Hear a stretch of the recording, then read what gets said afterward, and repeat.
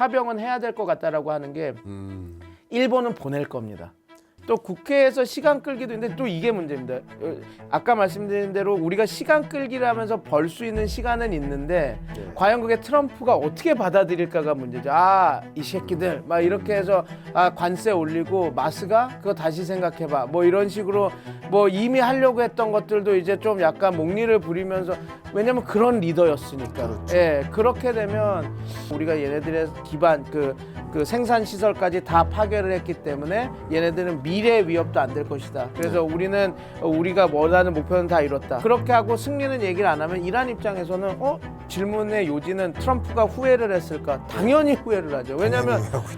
왜냐면 그 누구도 못했던 작전입니다. 모스타바도 전혀 최고 지도자가 될 수 없었던 사람이었는데 특히 그 억압서사, 순환서사가 그 종교적 아이덴티티, 종교적 정체성에 박혀있는 시아파들에게는 하나의 최고 지도자를 갈 수 있는 그 큰 길을 닦아주게 된 거죠.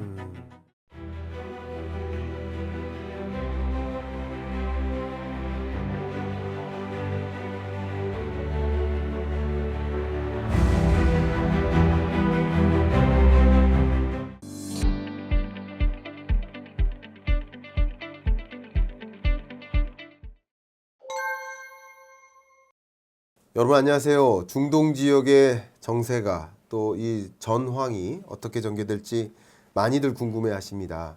그래서 해당 분야 전문가를 모셨습니다. 백승훈 교수님 어서 오십시오. 네, 안녕하십니까. 저희 채널 처음이시니까 네. 인사 말씀 한번 부탁드리겠습니다. 네, 저는 한국외국어대학교 중동연구소에서 중동 정치분과의 강의와 그다음에 연구를 맡고 있는 백승훈입니다. 그래서 지금 명지대와 그다음에 국립외교원의 협력 교수 그리고 명지대에서는 개원 교수로 중동 정치 관련해서 가르치고 있습니다. 감사합니다. 아닙니다. 요즘 종횡무진 바쁘시죠? 쓸데없이 바쁘죠. 무슨 말씀을요? 쓸데없이 바쁘죠. 네, 많은 또 국민이 네네. 이 중동 정세가 어떻게 전개될지 너무나 궁금해하시니까 네네. 여러 방송들 출연하시면서 그런 것을 정확하게 해설해 주시는 게 상당한 심리적, 정서적 여러 가지 관점에서 안정을 도모한다고 생각합니다. 그래서 이렇게 활동 많이 해주셔서 감사합니다. 아닙니다. 전공자라고 인정해주고 미디어에서 불러주니까 저는 감사한데 이제 제가 어떤 정책 결정에 크게 영향을 못 미치고 트럼프 대통령 하고 싶은 대로 하고 피해자는 넓고 나니 제가 이게 분석은 하는데 어떤 그런 뭐라 그럴까요? 그런 고통들을 줄이는데 이런 분쟁을 줄이는데 큰 역할을 못 하니까 좀 그런 거에 대한 좀 뭐라 그럴까요? 자괴감 그런 것들도 좀 있는 상황이라서. 그러시군요. 네, 근데 하여튼 제가 할 수 있는 부분에서는 최선을 다하려고 하고 있습니다. 네. 저도 약간 같은 입장인데 이제 방송에 출연하거나 네. 유튜브에서 말씀드리거나 할 때마다 경제적인 이야기를 해드려야 되잖아요. 네. 근데 사실 사람의 목숨이 막 맞습니다. 이렇게 되는 상황에 네. 경제 얘기를 하는 이런 게 맞는 말씀일까 하면서 저도 좀 여러 가지 면에서 속상하고 그럼에도 불구하고 해야죠. 이게 우리 경제에 영향을 주니까 그럼요. 그런 상황을 좀 말씀드리는데 집중하는 게 맞다고 생각은 했습니다. 당연히 예. 맞는 말씀입니다. 네. 네, 저희가 어찌됐건 경제는 계속 돌아가고 있는 거고 이 상황도 전쟁이 어떻게 보면 큰 변수잖아요. 네네. 그래서 변수에 대해서 이 충격에 대해서 잘 해야지 또 그 경제 충격에 의해서 나오는 또 피해자들도 많이 그럼요. 나올 수 있으니까 예. 그거는 어떻게 보면 당연히 하셔야 되는 경제 전문가로서 하셔야 할 일이죠. 좋습니다. 네네네. 그러면 이제 저희가 말씀을 좀 본격적으로 나눠보려고 하는데요. 네네. 일단 첫 번째 며칠 전에 트럼프 대통령의 그 SNS 네. 저도 마침 방송 중에 그 속보가 떠가지고 앵커분이 저한테 질문을 주셨었던 일이 있는데 그 영어 문장으로 보면 이제 hopefully라는 hopefully 바라건대 되게 재밌는 게 차이나 프랑스, 저펜, 코리아 등의 함정이 와줄 것처럼 이렇게 와주지 않겠느냐 약간 이런 문장이 있었는데 그로부터 이제 파병에 대한 이슈가 막 전개됩니다. 어떻게 바라보고 계십니까? 전형적인 트럼프 대통령의 찔러보기식 이건데요. 이거는 네. 어찌됐건 요청이 들어왔다고 봐야 되는 게 맞을 것 같습니다. 지금 종식적 우리 조현 외교부 장관은 공식적인 요청은 안 들어왔다, NCND다 얘기는 하고 있는데 트럼프 대통령의 성정상 저렇게 얘기를 했다고 한다면 그리고 뭐 줄 세우기를 하고 있는 걸로 이렇게 보고 기억하겠다 이런 얘기들이 맞아요. 나오는 거 보면 네.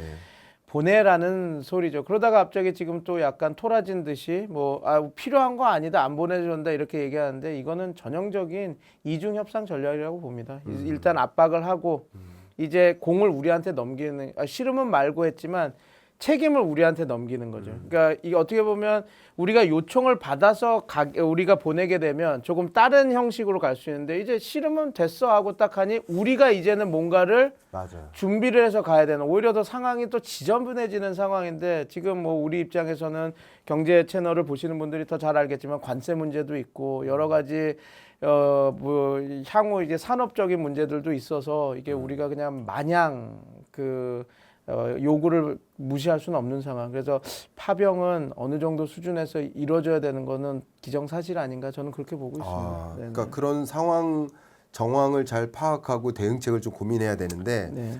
트럼프 대통령의 번번이 이런 한 문장이 나오는데 기억할게.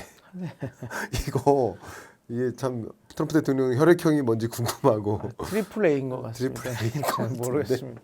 자, 기억할게. 이게 정말 나머지 후폭풍을 고려했을 때 네. 참 어떻게 대응할지 고민이 될 텐데. 그렇죠. 네. 자, 파병 이제 뭐 SNS가 아니라 정말 파병을 공식적으로 요청한다면 만약에 아니면 지금 기억할게라는 표현까지 하면서 나름의 또 압박이 들어온 건데 이때 우리가 어떤 메시지를 보내야 될지 어떻게 대응을 해야 될지가 관건이거든요. 네. 그럼 이렇게 한번 질문 드리겠습니다. 네네. 파병한다는 것은 네. 참전이라고 가정하면 맞겠습니까? 그래서 지금 조심해야 됩니다. 그러니까요. 그러니까 참전이 아닌 파견이 될 수도 있는 부분들이 있고 아니면 네. 자위권 발동으로 우리 상선 보호를 할 수가 있어서 저는 키워드는 두 개라고 봅니다.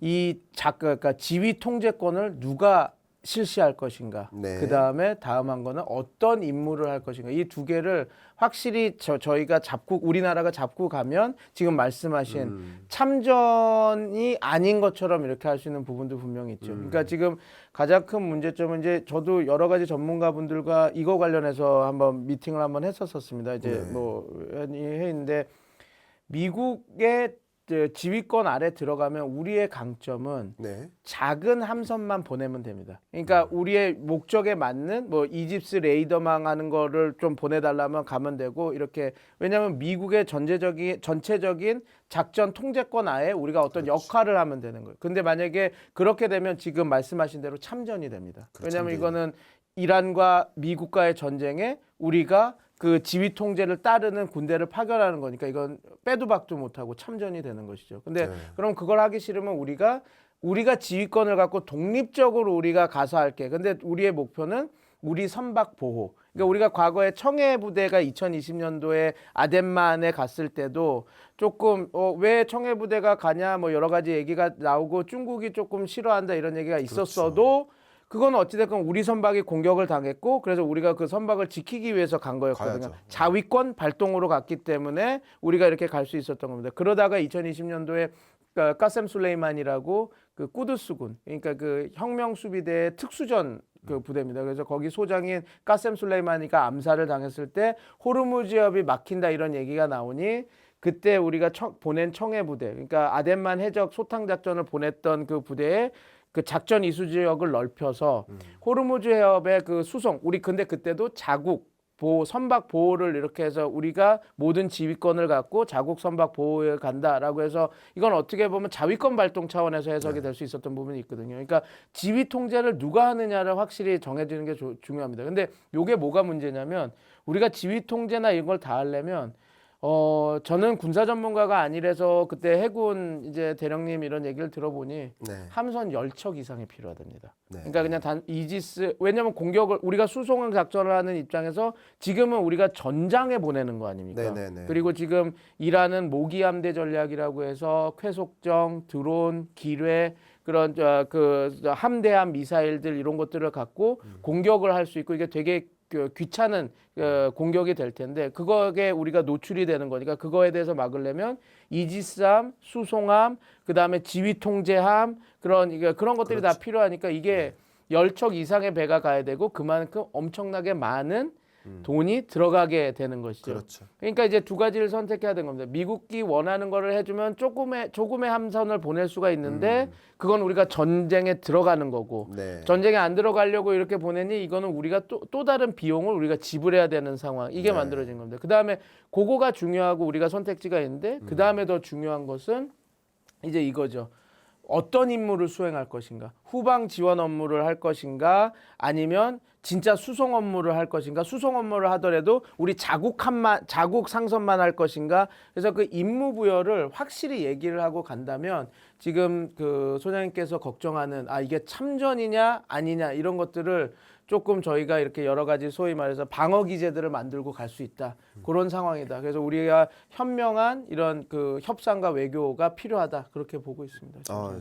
너무 좋은 고견 주셔서 정말 감사하고 여러분들도 많이 궁금해하실 겁니다. 근데 제가 이렇게 되묻는 이유가 네네. 네. 언제든. 잠깐 그 러우 전쟁 때도 네. 우리가 이제 우크라이나를 지원할 때 전비를 지원해 줄 거냐 아니면 뭐 식량과 같은 뭔가 무기가 아닌 물건을 생필품을 줄 그걸 거냐. 공급할 거냐 또 그것도 아니고 무기를 지원할 거냐 아니면 네, 맞습니다. 군사가 참전을 할 거냐 이게 네 단계가 다르거든요. 다르죠. 그리고 이거 가지고도 정계에서도 굉장한 논의를 했었습니다. 그죠? 그 여부에 따라서 러시아와의 관계를 맞습니다. 고려했을 때 역시 마찬가지인데 우리가 정말 군함을 파병하는 상황에 놓일 가능성이 있고 네.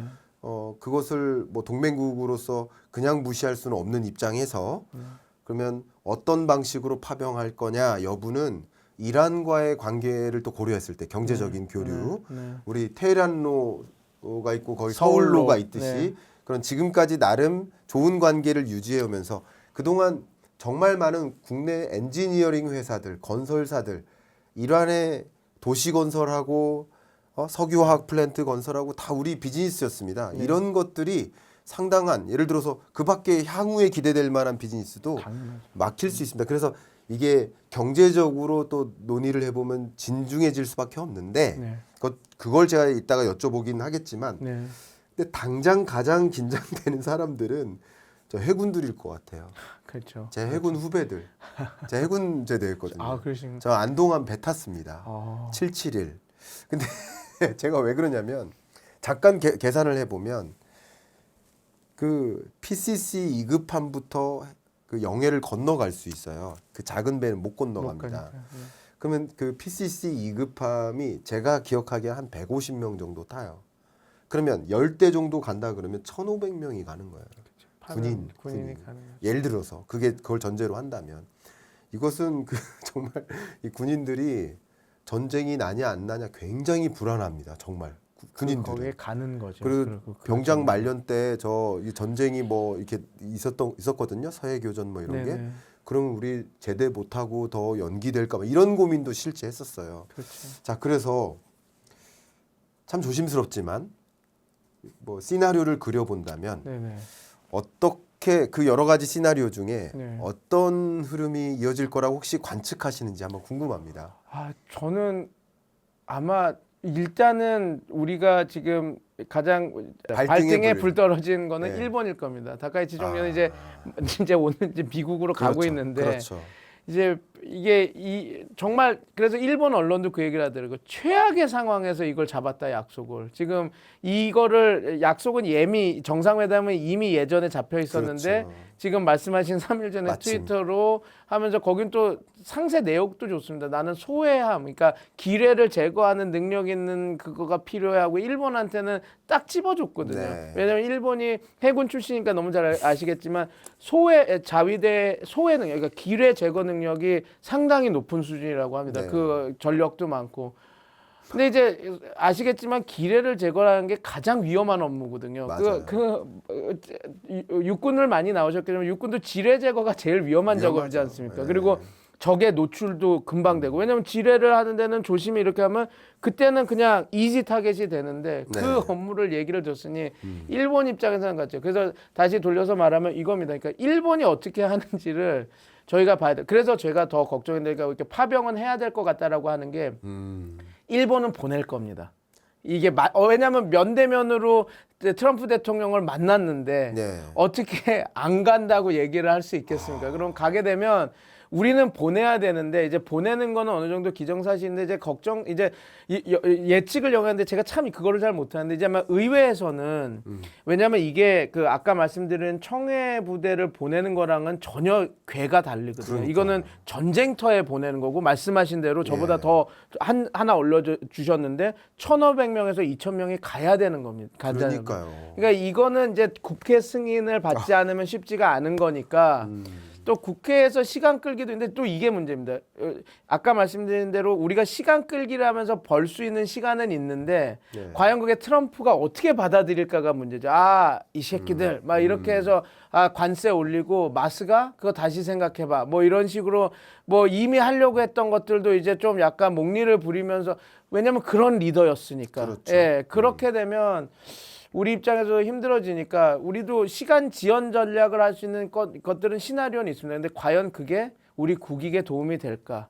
네, 그래서 지금 아까 전에 모두에 말씀드린 두 개를 집중해야 되는 게 그게 결정이 지금 어떻게 날지 모르겠습니다. 지휘권을 근데 저는 지휘권을 우리가 가져야 된다고 얘기를 했거든요. 안 그러면 말씀하신 이란과의 향후 협상이나 이런 것들이 상당히 타격을 많이 받을 거니까. 왜냐하면 이란 입장에서는 우리를 공격하는 적국가 편을 먹고 저기 지휘권 아래에서 우리한테 들어왔구나. 이거는 어떻게 보면 선전포고를 한 거라고 생각할 수도 있거든요. 네. 그래서 작전권을 우리가 가져야 되는데 그러면 어느 수준까지 말씀하신 대로 우리가 어느 수준까지 파병을 해야 되며 그다음에 우리 임무는 어떻게 해야 되며 그 임무를 또 근데 트럼프 대통령은 지금 아까 말씀드린 대로 일본은 딱 집어서 줬거든요. 청구해서. 근데 우리나라한테도 또 집어서 부탁할 수 있는 상황도 있어서 이게 맞아요. 너무 변수가 많아서 이게 감히 제가 너무 예. 전문가가 같이 안 보이겠지만 제가 예측을 하기가 너무 힘듭니다. 이게 좋습니다. 대해서. 그래서 의견 주신 것만으로도 충분히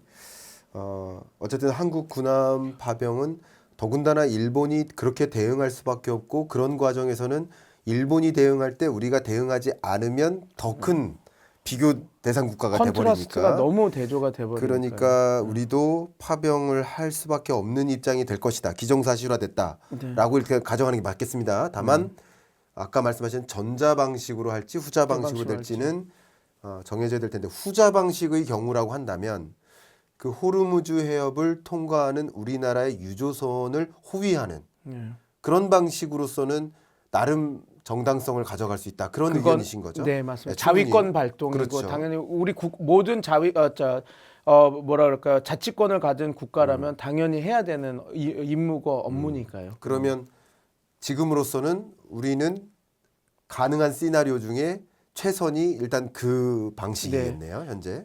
우리가 지휘권을 갖고 보내는데 우리 상선을 좋습니다. 위주로 보호하는 그리고 다른 데서 원하면 그런 후방 지원이나 이런 것들을 해줄 수 있는 그런 것들이 중심이 돼야 되지 않을까 싶습니다. 그러면 자 이제 우리 교수님이 가장 전문으로 하시는 국제 정치적인 관점에서 네네네. 이런 질문을 드리고 싶습니다. 어쨌든 그 파병을 하는 모습을 세계가 보면서 네. 첫 번째, 이란은 그걸 참전이라고 인식할지 첫 번째. 그리고 이란의 인식도 중요하지만 저는 더 신경 쓰이는 게 중국입니다. 그렇죠. 중국은 한국의 이런 대응을 뭐라고 판단할지. 그러면 중국이 부정적으로 판단한다면 북한에 보복 대한 조치가 분명히 있을 수 있겠다. 예를 들면 요소 공급 차단이라든가 네. 우리는 경험을 했었으니까 네. 그거보다 더 라이트한 일이 있었을 때도 요소 공급 차단이 있었는데 네. 지금은 그거보다 더 육중하잖아요. 사실은 일종의 참전인데 네. 그러니까 중국이 가만히 있을 거라는 생각은 듭니다. 이게 셈법이 굉장히 복잡해지는데 네. 먼저 중동 지역에 대한 연구를 가장 많이 하셨으니까 네. 이란은 만약에 그걸 기정사실화라고 가정한다면 그러면 이란은 어떻게 한국에 대해서 어떻게 대응할 것이고 어떻게 인식할 것인지 그리고 향후 어떤 경제적 교류 같은 거 아까 말씀드렸던 그런 것들은 어떻게 될 것인지 그런 것들이 사실 많이 궁금합니다. 첫 번째는 우리가 이런 이야기가 진행되면 이란 쪽에서도 우리한테 얘기를 할 겁니다. 왜냐하면 어떻게 하냐면 지금 프랑스는 이란과 직접 소통을 하고 있거든요. 맞아요. 우리 배는 지나갈 수 있게 해달라. 그리고 지금 이미 중국, 그다음에 터키, 예. 그리고 파키스탄 이렇게 자기네들과 좋은 관계를 유지했던 국들은 유조선이 통과하게 이렇게 놔두고 있습니다. 네.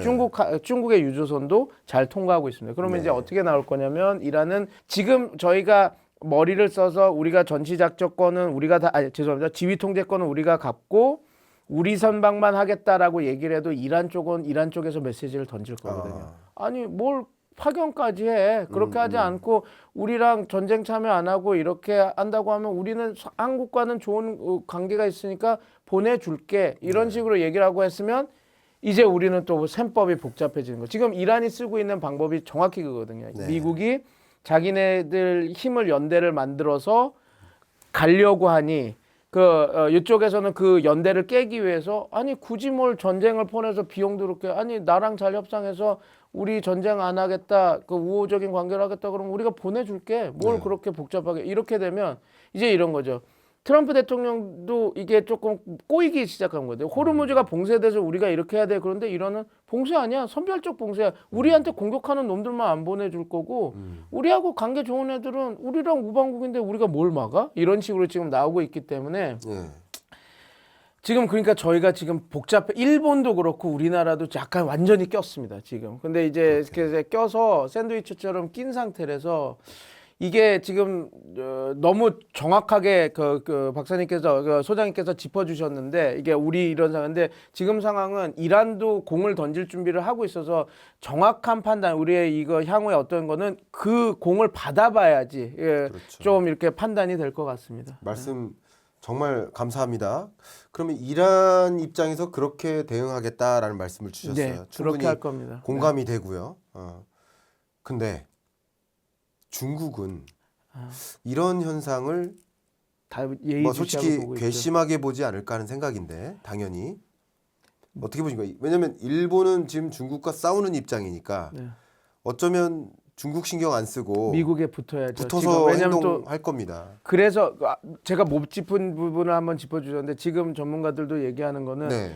지금 트럼프 대통령이 요구하는 파병을 할 수밖에 없다. 지금 중국과 싸우는 입장에서 미국의 힘이 필요한데 거기에서 야 파병 요청하는데 그거를 거절하게 된다면 이게 스텝이 또 일본 입장에서는 꼬일 수밖에 없거든요. 네. 그래서 하게 되는데 우리나라가 문제죠. 우리나라는 상당히 호의적인 제스처를 막 취하지 않았습니까? 네네. 근데 저는 그래서 근데 요거는 하나 있습니다. 트럼프 대통령이 원래 미중 정상회담을 하려다가 지금 좀 미룬다고 얘기하고 지금 밀려서 정리될지 어떨지는 우리가 지켜봐야 되긴 하겠지만 지금 이것도 이런 상황이거든요. 지금 미국이 다 아시다시피 중국에 들어가는 석유의 지금 핵심 싼 가격에 들어가는 석유는 베네수엘라 석유와 이란 석유였습니다. 그게 네. 하나의 좋은 축이 돼서 자기네들이 싼 석유를 그렇게 공급받아서 특히 석유화학 제품 같은 거에서는 우위를 설 수가 있었던 거거든요. 근데 지금 베네수엘라 석유는 막혔습니다. 네. 왜냐하면 미국이 잡았으니까. 그렇죠. 근데 이제 이란도 지금은 트럼프 대통령이 공급망 흔들지 않기 위해서 그냥 내버려 두겠다 얘기하지만 이게 또 지렛대로 작동을 할 수 있는 거거든요. 네. 그래서 지금 이겁니다. 지금 우리나라가 여기를 참전하는 거는 또 다른 어떤 그 중국의 그 쿼터를 건드릴 수 있는 부분도 있는데 네. 제가 볼 때는 지금 중국이 되게 고민하는 부분은 지금 이 석유망이 막히느냐 아니냐가 그러니까 미국이 그거에 집중이 돼 있기 때문에 오히려 우리가 이렇게 자위권 발동을 해서 우리 선박만 지키겠다라고 해서 선을 그어주면서 이렇게 한다면 당연히 괘씸하게 볼 요지는 있긴 있겠지만 그 정도는 그렇게 크지는 않을 거다. 저는 그렇게 지금 판단하고 있습니다. 아 그렇군요. 좋습니다. 이게 뭐 워낙 또 정치 전문가시고 글로벌 주요 국가들의 정세도 많이 보시고 중동 지역에 대한 스터디를 특히 많이 하셨는데 네. 그러면 중동 전문가로서 제가 이런 질문 드려볼게요. 저도 좀 고민이 많이 됐었어요. 사실은 네네. 이란은 중국과 동맹국입니까? 제가 이런 질문 한번 드려볼게요. 어떻게 보십니까? 아니라고 저는 생각을 하는데 동맹국은 아니다. 아닌데 네.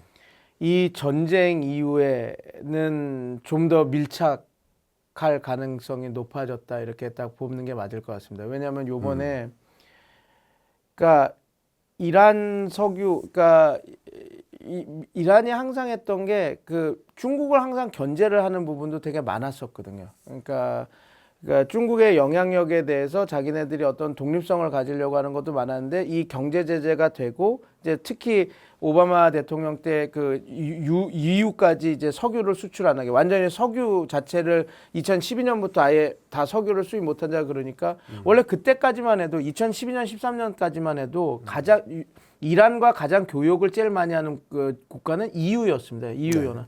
근데 이제 그 오바마 대통령이 JCPOA 핵 협상을 하기 위해서 압박을 하겠다고 해서 왕따 전략을 쓰면서 EU도 석유하지 마 이렇게 해서 하니까 오히려 중국이 교역국 1위가 돼버렸거든요. 네. 근데 어찌됐건 중국이 돼 있다 왔다고 하더라도 이들은 원래는 유럽을 바라보고 EU에 더 집착을 하는 나라입니다. 그러니까 EU, 그러니까 프랑스나 아니면 독일, 이쪽 영국은 조금 괴리감이 있지만 네. 그런 쪽에 그 했던 나라인데 그래서 중국은 어쩔 수 없이 석유를 하고 관계를 유지하면서 이렇게 했는데 그래도 EU를 계속 바라보고 최근까지도 EU한테 메시지를 발산하고 유럽 쪽으로 가려고 이렇게 했는데 지금 이 전쟁 양상에서는 지금 말씀드린 것처럼 동맹까지는 아니었었는데 네. 완전히 좀 그런 쪽으로 이렇게 갈 확률들이 지금 만들어지고 있다라고 보시는 게 좋을 것 같습니다. 아, 좋습니다. 말씀 감사합니다. 제가 그러니까 지경학의 시대 같아요. 지금의 이 시대가 그냥 재정학을 완전히 무시하고 경제적으로만 이 현상을 진단해 보면 굉장히 중요한 걸 놓칠 수 있는 시대입니다. 네. 역시 반대로 지정학자들도 경제학의 공부가 필요한 그렇죠. 지경학적 시대인 것 같고요. 그 지경학적 분절화가 이어지는 시대라고 봅니다. 그래서 제가 뭐 최근 경제전망서에 첫 번째 트렌드로서 지경학적 분절화의 시대 이렇게 제안을 드렸었어요. 네. 그래서 제가 한번 워낙 정치 전문가시고 지정학에 깊으신 조예가 있으시니까 네네. 이렇게 말씀드려 볼게요. 네. 저도 이제 막 지정학 공부를 많이 해가지고 그러니까 지경학적 덕목을 갖추기 위해서 노력하는 병아리입니다만 이 지구의 모습을 형상화해 봤거든요. 네네. AI로 그려봤어요. 그림이 앞에 나오는데 그러니까 펴져서 그러니까 나온 지구본이 거죠? 하나였다가 네. 둘로 쪼개지다가 만 느낌. 네. 굳이 따지면 미국 진영의 국가들 그리고 중국 진영의 국가들 네. 아직 딱 떨어지진 않았으니까 중립국적 지위의 국가들. 애매하게 이렇게 네. 딱 껴 있는 국가들. 근데 이게 사실은 이게 양쪽 동그라미가 작았었겠지만 양쪽 동그라미 커진 거죠. 눈사람처럼. 네. 그래서 허리가 가늘어지고. 네. 그러니까 이제 중립국적 지위에 있던 나라들이 확실히 중국 편으로 간다든가 확실히 미국 편으로 간다든가 일본처럼. 그러니까 그런 어떤 지경학적 분절화가 전개되는 게 아닌가. 제가 그 네. 말씀을 못 드렸던 부분을 짚어주셨는데. 아유, 이런 아닙니다. 겁니다. 무슨 말씀을. 그러니까 이란이 처음에 그 이런 거죠. 왜 유럽에 계속 있고 싶어 했냐면 전략적인 것도 있습니다. 왜냐하면 유럽과 미국이 같은 라인이고 같이 이란을 경제 제재를 했을 때 가장 힘들었거든요. 네. 그러니까 왜 EU에 많이 이렇게 집중했냐면 이거를 전략적으로도 미국과 EU를 좀 떼어놓으면서 자기네들의 그 생명줄을 대려고 하는 것들이 되게 많았었습니다. 근데 네. 지금은 어떻게 되냐면 EU도 지금 유명무실하고 역할도 못하는 걸 이미 다 알아서 네. 지금 EU도 많이 무너지지 않았습니까? 그 예. 경제적으로 그리고 정치적으로 아니면 군사적으로 이게 이렇게 역할을 못한다라는 걸 이미 깨달아서 과거에 이란도 그 중간에서 미국은 싫어하지만 EU라고 하는 거 왜냐하면 전략적으로도 미국과 EU의 관계를 흔들어야지 자기가 조금 더 유리한 협상력이 높아지니까 그렇게 하다가 지금 말씀드린 대로 EU가 약해지고 EU가 어떤 미국에 대한 어떤 로비나 이런 것들을 할 수 없는 것들을 판단이 되는 순간 네. 그리고 경제적인 연계도 그 밸류 체인들이 점점점 끊어지고 있거든요. 네. 그렇게 되면 자연스럽게 중국 쪽으로 갈 수밖에 없는. 그래서 아까 전에 말씀드린 원래는 동맹국이 아니라 어느 정도 여러 가지 전략적 외교 전략적 측면에서 그리고 자기네들이 아직 밸류체인이 유럽에 연결이 되어 있는 부분이 있어서 그랬는데 이제 점점점 그게 약화되고 정치 외교적인 어떤 협상력 카드로서도 그 지렛대로서도 그 EU 블록이 별로 그게 크게 역할을 못하는 것들이 이제 하게 되니까 네. 그렇게 되면 그냥 필연적으로 동맹이 지금 아직도 뭐 중국과 이란을 동맹이라고 얘기는 하지 않지만 그래도 동맹으로 가까이 되는. 그 네. 중국도 이것도 있습니다. 중국 측면에서도 왜 이란을 동맹으로 안 했냐면 네.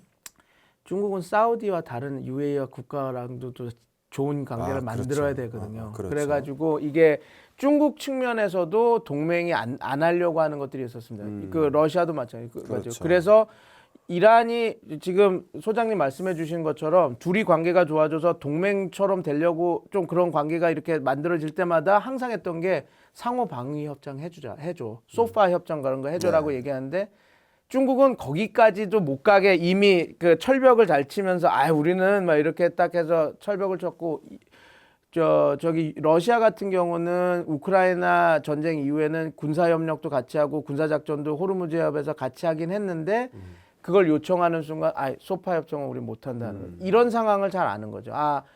전쟁에 휘말리게 되면 위험하다. 그리고 사우디아라비아나 UAE 같은 다른 산유국도 우리가 그냥 마냥 이란을 끌어안기면서 여기랑 적대하면 안 되니까 지금 말씀하신 동맹 관계는 안 만들어졌었습니다. 그렇습니다. 그런데 네. 지금 이렇게 되면 동맹 관계가 될 수도 있는 확률들이 높아요. 미국이 이란을 그러니까 중국을 어느 정도까지 밀어붙이는지에 이란을 밀어붙이는지에 따라 다르죠. 왜냐하면 지금 이란도 어떻게 보면 그 중동 국가의 정유 시설까지 때리면서 산업 기반 시설을 공격한다라는 것은 나름 이제 어떤 상징성도 있지만 지금 말씀하신 지정학적 변화가 일어나는 하나의 그 단초들이 아닌가 이렇게 볼 수도 있는 부분이 있어서 그런 좋습니다. 건 있습니다. 혹여나 네. 혹여나 제가 어떤 뭐 제 토론자로서 의견을 드리더라도 네네.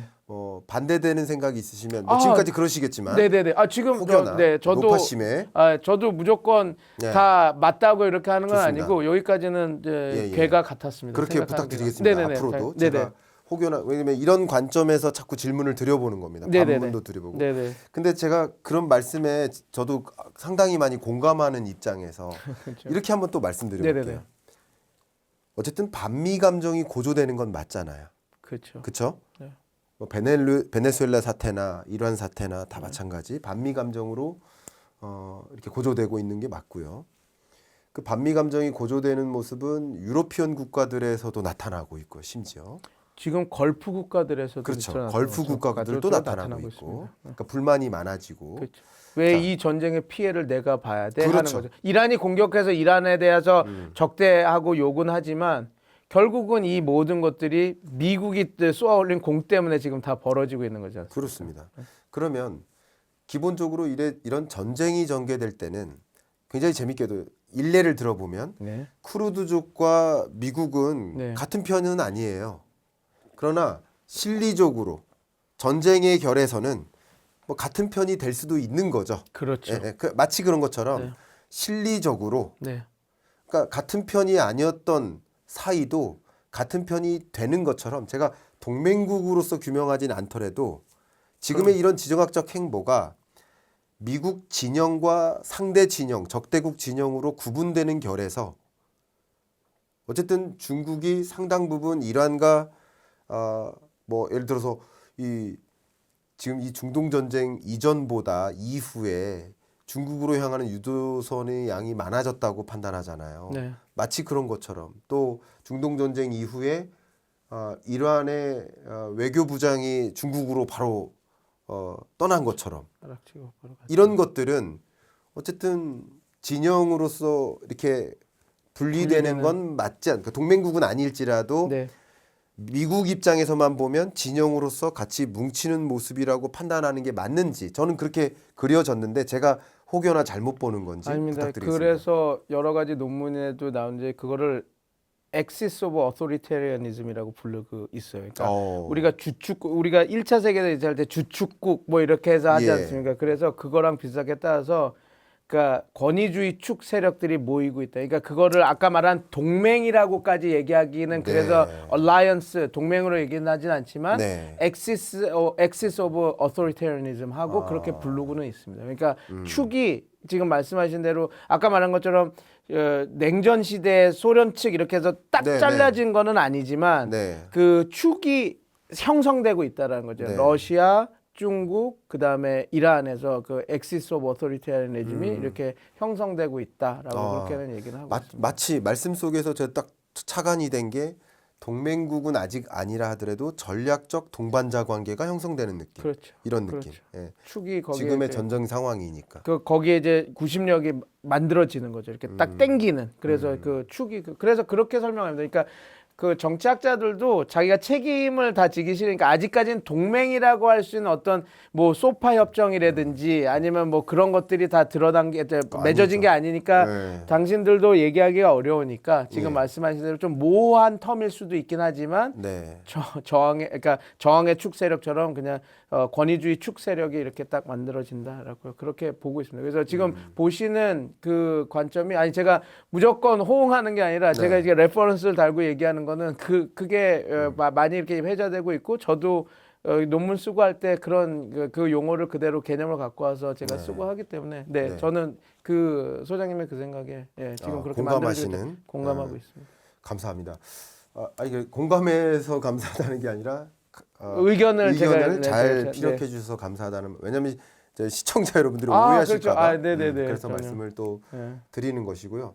참 이 중동 전쟁이 도대체 언제까지 장기화될까 이 질문을 많이 주세요. 사실 많이 주시고 제가 어떻게 전쟁을 전망합니까? 아무도 할 수 없을 겁니다. 전쟁을 전망할 수 없는데 그래도 견해는 있잖아요. 맞습니다. 몇 퍼센트 이 정도 확률로 이 정도에 마무리될 수 있다 하는 견해는 분명 갖고 계실 테니까 그 견해를 우리는 참조만 할 뿐 막 믿지는 않을 테니까 편안하게 그러니까 전쟁이 어떻게 전개될 거라고 혹시 가장 큰 확률로 보신다면 어떤 의견이신지 궁금합니다. 트럼프 대통령의 수사가 좀 재밌게 바뀌었습니다. 그러니까 나는 승리를 선언하지 않겠다라고 얘기를 했거든요.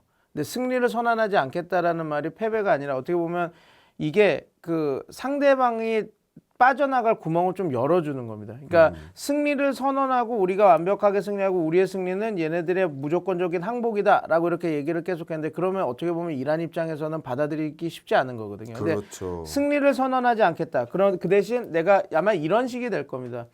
우리가 목표했던 모든 것을 이뤘다. 이란은 이미 모든 것을 다 잃고 그런 핵 능력이나 어떤 도발 능력이 없다. 지금 현재 우리의 위협도 될 수 없지만 우리가 얘네들의 기반 그 생산 시설까지 다 파괴를 했기 때문에 얘네들은 미래 위협도 안 될 것이다. 그래서 우리는 우리가 원하는 목표는 다 이뤘다. 그런데 내가 얘기하는데 만약에 그럼에도 불구하고 이란이 또다시 우리의 위협이 되려고 그러면 난 다시 돌아오겠다라고 해서 승리 선언보다는 제가 이럴 것 같습니다. 내가 원했던 것들을 기대 이상으로 다 이뤘다. 그렇게 하고 승리는 얘기를 안 하면 이란 입장에서는 아니다. 우리는 끝까지 버텼고 이제 이란도 거의 다 잃은 거지만 우리는 생존했다. 알라의 그 가호 아래 우리 위대한 이란 공화국 신정민주 공화국은 뭐 그들이 원했던 정권 교체도 일어나지 않았고 카메네의 아들 모스타바가 굳건히 살아서 우리 이걸 지켰다. 우리 앞으로 우리는 뭐 계속 알라의 가호 아래 번성할 것이다. 이렇게 하면 어떻게 보면 우리 시청자 여러분들은 야 그냥 너무 자화자찬 아니야라고 해도 어찌됐건 출구 전략은 될 수 있다라는 거죠. 그러니까 우리가 저 명분도 없는 공격을 해서 우리를 죽이려고 했지만 우리는 끝까지 생존했고 우리는 승리했다라고 이야기할 수 있는 카드가 있는 거고 미국 입장에서는 승리라고 선언은 안 했지만 내가 처음에 전쟁 들어왔을 때 했던 모든 목표를 다 이뤘다고 나가는 그게 아마 지금 상황에서는 가장 만들어질 수 있는 시나리오라고 봅니다. 왜냐하면 둘 다 지금 막 떠드는 안 갖고는 그게 양측이 이렇게 만날 수가 없는 협상 조건이거든요. 그래서 그게 가장 그건데 제가 왜 그런 출구 전략으로 나갈 거라고 생각하냐면 두 가지가 있는데 전쟁은 의지만 갖고 하는 건 아니거든요. 전쟁은 보급을 갖고 하는 겁니다. 이게 싸울 수 있는 능력 갖고. 물론 이제 트럼프 대통령은 나는 계속 전쟁을 9월 달까지 하고 평생 할 수 있다라고 얘기는 하지만 여러 가지 그 정황이 그러지 못하고 뭔가 문제가 있구나라는 게 드러나죠. 지금 뭐 경제학자분들은 많이 보셨겠지만 하루에 1조 5천억씩 계속 추가로 돈이 계속 나고 있거든요. 그럼요. 거기다가 미국 의회도 이게 제대로 소명이 안 되면 추경 네. 안 해주겠다라고 얘기해서 70조 증액을 달라고 그랬는데 안 줬고요. 네. 그러면 돈이 지금 돈이 없지 없죠. 않습니까? 네. 그다음에 그러니까 자꾸 동맹국한테 니네들이 와서 쌓아달라고 얘기를 하는 거고 보내달라고 얘기하는 거고 그다음에 전쟁 무기는 그 공격만 있는 게 아닙니다. 네. 방어도 해야 되는데 그 방어 무기가 우리가 아는 사드 미사일과 페이트리어트 팩3 뭐 페이트리어트 미사일이지 않습니까? 네. 근데 이게 부족하다라는 게 여러 징후에서 나옵니다. 네. 우리나라에 있던 성주에 있던 사드 미사일이 요르단으로 넘어가고 네. 이스라엘도 우리가 포탄하고 그게 없으니까 달라고 얘기를 지금 하고 있고 그다음에 그 뭐라 그럴까요? 우크라이나에 있는 젤렌스키도 우리는 드론은 많으니 드론을 줄게 그 요격탄들 그러니까 페이트리어트 미사일이나 이런 사드 미사일들을 달라 얘기하고 있고 심지어 걸프 국가들은 계속 요청하고 있는 상황입니다. 페이트리어트 미사일 왜냐면 자기네들의 생산 시설이 계속 두들겨 맞으니까요. 근데 이게 아까 전에 전쟁에서 우리의 이익이나 경제 얘기하면 좀 약간 그런 것들이 있는데 우리나라가 방산 산업이 엄청나게 화랑을 맞았던 이유도 이게 이런 겁니다. 왜 이게 됐냐? 페이트리어트 미사일이 모자라니까 지금 실전 배치가 많이 돼 있지 않았던 그 천궁을 그냥 이거라도 쏴야 되겠다고 배치해서 파다닥 해서 쏜 거 아닙니까? 근데 네네. happen to be 그게 우리한테는 좋은 위기가 이런 위기 사태가 우리한테는 어떤 이익이 됐는데 그렇게 했는데 쇼케이스로 96%가 요격됐다라는 거 아닙니까? 그것도 실제 전시 상황에서 네. 우리의 무기가 96% 요격했다 그러니까 지금 제가 들리는 소문도 UAE가 열세 포대를 사겠다. 그 우리 그 천궁 포대를 사니까 추가로 구매했다 했는데 지금 우리가 그렇게 물량을 줄 수가 없다. 이게 그렇게 하는 거 그런 얘기가 나오는 상황입니다. 근데 네. 그렇게 되면 물량이 되게 적다라는 게 여러 가지 반증이 되고 있는데 이게 저도 그래서 여러 가지로 알아보고 군사 전문가들에서 물어봤는데 이거는 사실입니다. 사드 미사일은 1년에 96개가 생산된답니다. 네. 1년에 96개. 네. 그다음에 페이트리어트 미사일은 500개가 생산된답니다. 네. 그러니까 물론 이제 여태까지 비축한 양은 있겠지만 네. 이게 1년에 96개만 이렇게 계속 사드 미사일은 물량이 될 수가 있는 거고 네. 페이트리어트 미사일은 1년에 500기만 이렇게 오는 겁니다. 이것도 풀로 100% 그 공장을 돌렸을 때. 그래서 저도 궁금해서 물어봤거든요. 아니 미국이라고 하는 대단한 나라가 왜 이렇게 미사일 못합니다. 그러니까 사드 미사일과 페이트리어트 미사일은 요격 미사일이기 때문에 공격 미사일보다는 더 한층 집착적인 정보가 그러니까 기술이 들어가야 된다. 왜냐하면 그걸 다 따라가서 때려야 되니까요.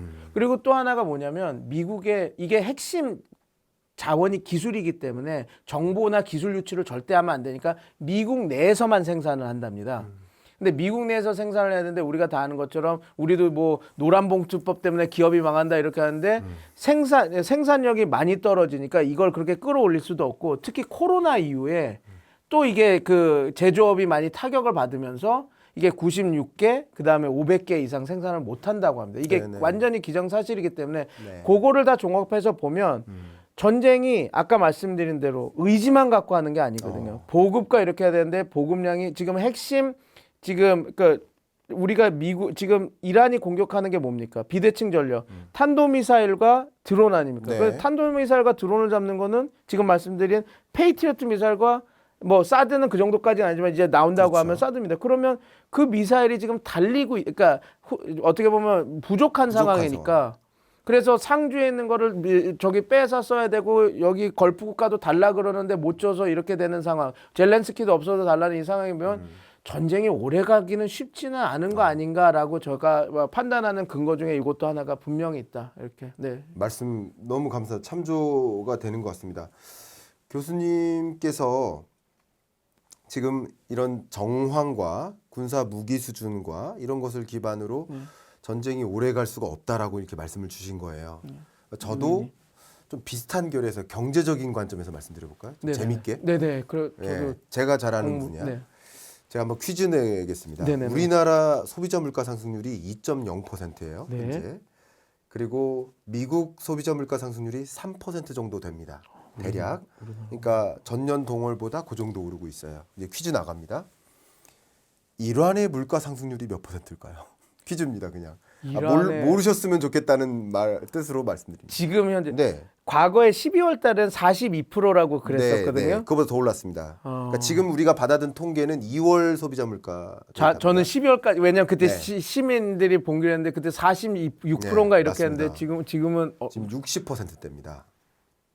그러니까 60%대가 소비자 물가 상승률이 이렇게 치솟은 배경 중에 하나는 역시 이란의 돈 리알화, 헤알화죠, 헤알화. 해야. 헤알화 가치가 급락해서입니다. 이게 굉장히 재밌게도 전쟁이 일어나면 항상 이 달러 가치가 급등해요. 그렇죠. 안전자산 안전자산. 선호 현상 때문에. 반대로 전쟁 대상국 그렇죠. 예를 들면 러시아 러우 전쟁 때 루블화 가치가 급락합니다. 마찬가지 이란 헤알화 가치가 급락하고요. 뭐 그뿐 아니라 사실 이란이 아마 기억하실지 모르겠지만 25년부터 네. 유엔의 제재를 받았었어요. 예, 핵 협상 안 해주니까. 그때부터 경제가 어려웠고 25년에도 역성장했습니다. 마이너스 성장. 예, 마이너스 성장은 우리나라 1980년 이래로 마이너스 성장이 딱 3번 있거든요. IMF 때요. IMF 외환위기 때, 글로벌 금융위기 때 마이너스 성장 안 했어요. 2008년도에는 안 예, 했고요. 예. 그러니까 1980년 오일 쇼크 때문에 오일 IMF 외환위기 때, 네. 그리고 2020년 팬데믹 때, 글로벌 금융위기 때 우리나라 0.8% 성장했습니다. 그러니까 그 정도 숫자, 제가 경제적인 감을 드리려고 네. 계속 말씀드리는데 그만큼 이란이 25년에도 역성장으로 무너지다시피 했는데 제재 때문에요. 네. 경제 제재가 맞습니다. 있으니까. 맞습니다. 근데 26년에 이어서 전쟁을 바로 만나니까 이 돈의 가치가 급락하고 물가는 더 급등하는 거야. 이거는 정말 경제 위기 상황이고요. 이란 당연히 또 그렇겠죠. 그 정말 그 한 3천여 인명이 잃었으니, 네. 목숨을 잃었는데 네. 당연히 지금 경제를 논할 상황이 아닌 전쟁 상황의 경제는 정말 어렵기 때문에 사실 제가 뭐 이렇게 넓게 보지 못하는 경제적인 시야만 보면 이란도 전쟁을 지속하기가 참 어렵고요. 맞습니다. 예, 그리고 갑자기 그 섬이 기억이 안 나네요. 하르그 섬. 하르그 섬. 예, 그 원래 발음 어떻게 됩니까? 하르그. 네. 하르그 예. 이렇게 하시죠. 예. 네, 그러니까 하르그 섬. 네. 그것도 이제 추가적으로 원유 수출이 어려워지는 상황에 언제든지 놓일 수 있음을 보였잖아요, 미국이. 그러니까 이런 상황에서 네. 전쟁을 이란도 지속할 수가 없고 맞습니다. 미국도 역시 어렵다 이 네. 말씀을 지금 나눈 거예요. 맞습니다. 지금까지. 그래서 유인은 없는 상태입니다. 그래서 저는 전쟁을 제가 방송에 나가면 네. 이렇게 길게 갈 수 있는 동력이 없습니다. 모멘텀이 없습니다. 그렇게 얘기는 하는데 네. 이게 또 전쟁이라는 것이 항상 또 그냥 그런 그렇죠. 그 합리적인 그러니까 전쟁 자체가 레셔널 합리성에서 기반해서 되는 게 아니기 때문에 그거를 자꾸 레셔널로 이렇게 하려고 하면 또 안 되는 부분이 있는데 요는 그래도 제가 예. 한 가지 마지막 가닥을 잡고 가는 것은 그래도 전쟁이라고 하는 게 돈. 그러니까 경제 되게 중요합니다. 전쟁이 돈으로 하는 거거든요. 그럼 돈 없으면 안 되죠. 돈 없으면 어떻게 합니까? 그래서 돈이 없기 때문에 그리고 그 기술력도 그 전쟁을 할 돈도 없을 뿐만 기술력도 생산력도 그걸 못 받쳐주고 못 있기 받쳐주고 때문에 할 수가 없다라고 얘기는 제가 하고 있는데 저도 걱정이 되긴 합니다. 그 또 트럼프의 리더십과 모스타바 이게 정말 이제 우리는 끝이다. 이제 이거는 이제 산화하는 것밖에 없다라고 하는 그런 잘못된 시그널과 공격이 들어가면 또 이게 어떻게 될지 또 모르는 상황이 그러니까 합리적인 선택을 안 하고 그냥 어떤 위험 선택을 할 수 있는 영역들도 있어서 그게 제일 좀 두려운 부분입니다. 좋습니다. 그러면 이 부분은 좀 굉장히 어려운 네. 또 질문이 될 수 있겠는데 네네네. 그래도 정치학자로서 네네네. 이 부분 한번 여쭤보겠습니다. 중동 지역에 대한 연구를 많이 하신 정치학자로서 제 이 질문 드리겠습니다. 일단 베네수엘라 사태하고는 많이 다르다 이렇게 전제하고요. 네. 그러니까 베네수엘라는 정치적 리더십을 뺏은 경우니까 네. 단기간 안에 끝났다. 네. 라고 볼 수 있고, 근데 이란의 경우에는 하메네이 사태 같은 경우는 사실 정치적 리더십이기도 하지만 종교 지도자이기 때문에 네. 그러니까 이 종교적인 의지를 꺾어 놓을 수는 없다. 네. 그런 해석도 있죠. 그렇죠. 네. 그러니까 네. 종교적으로는 이 전쟁을 지속할 수밖에 없다. 네. 그런 경우라고 한다면 이 항전 의지가 굉장히 강할 수도 있다. 네. 이래서 장기전이 될 수도 있다. 이렇게 먼저 하나 깔고요. 네. 그런 면에서 트럼프 대통령의 전략상 네. 트럼프 마음이라고 한다면 혹시 트럼프 대통령이 지금 후회하고 있다라고 생각이 드십니까? 이제 어려운 질문입니다. 카메네이를 축출한 것들 잘못 말이죠. 건드렸다. 예를 들면 당연하죠. 왜냐하면 전략대로 안 됐다. 예. 완전히 전략대로 안 됐죠. 참수 작전이 그렇게 될 수, 그러니까 이런 겁니다. 그러니까 여러 가지 싱크탱크에서 그 WIS에서 재밌는 보고서가 하나 나왔는데 네. 이겁니다. 뱀의 머리를 자른다고 해서 잘랐는데 메두사였다라는 얘기가 있거든요. 그러니까 메두사는 뱀의 머리가 많지 않습니까? 네. 그러니까 뱀의 머리를 자르는데 메두사였다. 그 말은 뭐냐면 아니 카메네이가 그 원오브 댐은 아닌데 이겁니다. 베네수엘라랑 여기는 다른 게 이게 집단 지도 체제는 아닌데 기득권으로 똥똥 뭉친 세력이거든요. 그렇죠. 예, 그러니까 그 이란은 최고 지도자가 있지만 성직자 그룹, 그 다음에 IRGC 혁명수비대, 그 다음에 바시지라고 하는 그룹이 있습니다. 여기는 기득권입니다. 20만 한 300만, 그 다음에 성직자들 그렇게 많은. 이 사람들이 어떻게 보면 집단 지도 체제라고 할 수는 없지만 카메네이 안에서 다 기득권 세력으로 이 정권이 무너지면 다 같이 죽는 세력들이거든요. 그렇죠. 근데 이 사람만 죽었다고 이 기득권을 그러면 놓고 갈 사람도 아닌들인데 그러면 이제 이게 꼬이기 시작한 겁니다. 트럼프 대통령이 정권 교체를 얘기했을 때 저는 궁금했던 게 카메네이를 다른 사람한테 권력을 이양하는 걸 정권 교체라고 생각하는 건지 아니면 이 1979년 그 헌장에서 만들어진 그 혁명 헌법으로 만들어진 이 신정 민주주의 체제를 뒤집어야지 무너뜨려야지 체제 전복이라고 하는 거지. 그것도 모호했습니다. 왜냐하면 트럼프 대통령이 나중에는 나는 성직자가 최고 지도자 해도 되고 나는 상관없어 미국 이렇게 얘기를 하면 이건 무슨 말이야? 그러니까 체제는 그냥 유지하는데 자기 말을 좀 자랑 소통이 되는 최고 지도자면 된다라는 거야. 그러면 문제가 이렇게 되는 겁니다.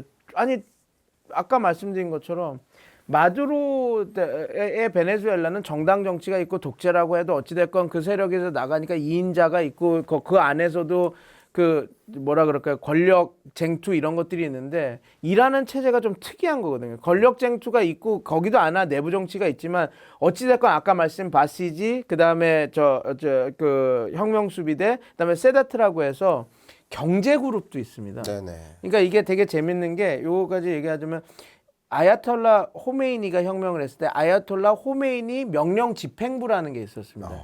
이게 뭐냐면 그 뭐라 그럴까요? 그 서양 세력에 붙어서 먹던 자본가들의 재산을 뺏는 거죠. 네네. 그러니까 그리고 망명들을 많이 갔으니까 그 재산들을 다 뽑아서 그게 어떻게 보면 그게 그 최고 지도자실 밑에 하는 경제기구로서 세다트가 그게 처음에는 호메인이 명령 집행부에서 돈을 이렇게 했다가 그 다음에는 그렇게 그 세다트라는 걸로 바뀌었는데 이게 보통 1년에 143조 정도를 운영한다고 그럽니다. 그리고 다른 여러 가지 그런 이권 사업에서 200조가 이렇게 그러니까 운영이 되는데 이게 통치 자금으로 쓰이는 거거든요. 그리고 이 세다트를 운영하는 경제 그룹이 있습니다. 네. 그러니까 경제 그룹 그 다음에 죄송합니다. 혁명수비대, 바시지, 성직자 이 그룹이 어떻게 보면 기득권이거든요. 이 기득권이 지키는 정권 체제인데 자 하메네이 하나 죽인다고 얘네들이 죽었으니까 트럼프 대통령님 줄 설게요 이렇게 그런 체제가 아닙니다. 그러니까 다 같이 살아남으려고 이렇게 딱 하는 거죠. 이게 너무 단선화해서 참수작전 위만 죽이면 이게 다 되겠지라고 생각하는 것은 정말 잘못된 판단이었던 거죠. 네. 이게 그래서 저는 왜냐하면 이런 겁니다. 하나회가 살아 있고 네. 노태우 대통령 이렇게 그런 세력이 있는데 그냥 전두환 대통령만 80년대 옷 벗고 내려갔다고 이걸 정권 교체라고 얘기하고 기득권은 없어졌다고 얘기 못하지 않습니까? 그게 기득권을 없애려면 뭐 말한 대로 김영삼 대통령의 뭐 내가 통수권자 그러면 다 벗어서 별 43명을 다 날려버리든지 그렇죠, 그렇죠. 그렇게 뭐 그걸 옳다고 하는 거 아닌데 그런 작전을 하지 않는다면 그걸 다 드러내지 않는다면 이란에서의 체제 교체는 있을 수가 없는 거예요. 아니면 그 지상군을 파견하든 이렇게 해서 아예 그런 이라크 그 바스 정당 애들을 다 날려버렸던 것처럼 오랫동안 이렇게 있으면서 그런 게 아니면 이게 될 수가 없는 문제인 그러네요. 겁니다. 예. 그래서 질문의 요지는 트럼프가 후회를 했을까? 당연히 후회를 하죠. 왜냐하면 당연히 하고 있다. 왜냐하면 그 누구도 못했던 작전입니다. 그러니까 이게 그럼 이전에 오바마 대통령이나 기존 대통령 부시 대통령이 뭐 트럼프 대통령 아무도 못하는데 내가 했다 뭐 이렇게 얘기하지만 저는 그렇게 생각해요. 부시 대통령 뭐 제일 무식하다고 얘기하는 부시 대통령도 저는 트럼프 대통령보다는 훨씬 더 지적이라고 생각합니다. 왜냐하면 그런 판단들은 되고 다 했으니까요. 근데 이런 얘기도 있습니다. 좀 너무 길게 되는 거에서 딱 얘기를 하자면 레드팀이 없답니다, 지금. 그러니까 1기만 하더라도 이 안보팀의 존 볼튼이라든 맥마스터라든지 매드덕 매티스라고 하는 그 뭐 사성 장군의 당연히 저보다는 저도 보수지만 더 보수 쪽에 있는 그런 지도자들이었고 그 군장성 그다음에 안보보좌관이었지만 이들은 그래도 전문가였더라고요. 그렇죠. 그리고 예스맨들은 아니었습니다. 그러니까 딱 얘기할 말은 하고 이렇게 해서 트럼프 대통령이 어떻게 보면 자기 입장에서 화가 났겠죠. 나는 이걸 하고 싶은데 이 사람들은 자꾸 안 된다 하니. 근데 요번에 지금 이 안보팀이나 지금 장관들의 면모를 보십시오. 도대체 레드팀이라는 게 있을까? 이거 다 예스맨들이 있어서 지금 이런 실패된 작전을 하지 않았을까? 그래서 후회하냐? 저는 100% 후회한다고 생각을 합니다. 왜냐하면 이 결과를 다 예측은 했습니다. 전문가들은. 근데 저렇게 하면 똥 밟는데 하는데 그냥 걸어가서 똥을 철퍼닥 밟고 거기서 뒹굴르고 있는 상황이니 당연히 트럼프 입장에서는 지금은 후회하겠죠. 근데 트럼프 성정당 아니야 난 이기고 있어 하면서 그 똥밭을 굴르고 있는 그런 나르시스트잖아요. 그래서 그러지 않을까. 말씀 네. 정말 재밌게 해주시네요. 근데 이게 너무 위험한 발언이긴 아닙니다, 했을지 아닙니다. 모르겠는데 네 예. 그렇습니다. 자 그러면요 제가 의견을 한번 드려볼게요. 네네네. 예, 이것도 그러니까 너무 좋은 뷰인데요. 네. 경제적인 관점에서 네네. 왜 후회하고 있다라는 표현을 할 수 있을지 유추를 해본다면 하기 전에 질문한 네. 게 저는 그게 궁금했어요. 트럼프 대통령 나는 우리 미국은 산유국이고 셰일가스가 네. 있으니까 이거 석유값 오르고 한 거 네. 상관없어. 우리 이득이야. 그런데 저는 너무 그러니까 아주 경제 전문가는 아니었기 때문에 네. 좀 일리가 있는 말인가 했는데 예. 그런 말씀을 해주시면 그게 꼭 그렇게 흘러가지 않는다라는 얘기를 좀 않을 해주실 수 있죠. 예, 그 부분 말씀드리겠습니다. 그러면 저도 의견 드릴게요. 재밌게도요. 지난주에 더 이코노미스트 표지에 전 너무 재밌게 봤는데 그 표지의 제목이 A War Without a Strategy. 그렇죠. 전략 없이 전쟁이 시작됐다 이 얘기예요. 근데 이게 왜 트럼프 대통령 입장에서 후회할 만한 일이냐? 그러니까 전쟁이 딱 하메네이 사살하면 전쟁이 끝나. 그걸 바랬던 거죠. 근데 그게 아닌 상황이니까 말씀 주셨던 것처럼. 근데 왜 후회하고 있느냐? 첫 번째, 말씀 주셨던 대로 미국은 세계 최대 산유국입니다. 세계 최대 원유 생산량이 가장 많은 나라예요. 그리고 원유 순수출국으로 이미 바뀌었습니다. 4, 5년 전에.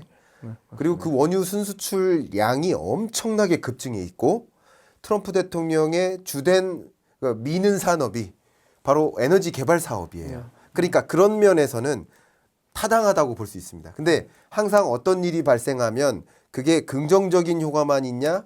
그건 아니에요. 부정적인 일도 있어요. 그러니까 그건 긍정적인 거 맞아요. 그것만 본다면. 그런데 부정적인 게 뭐냐?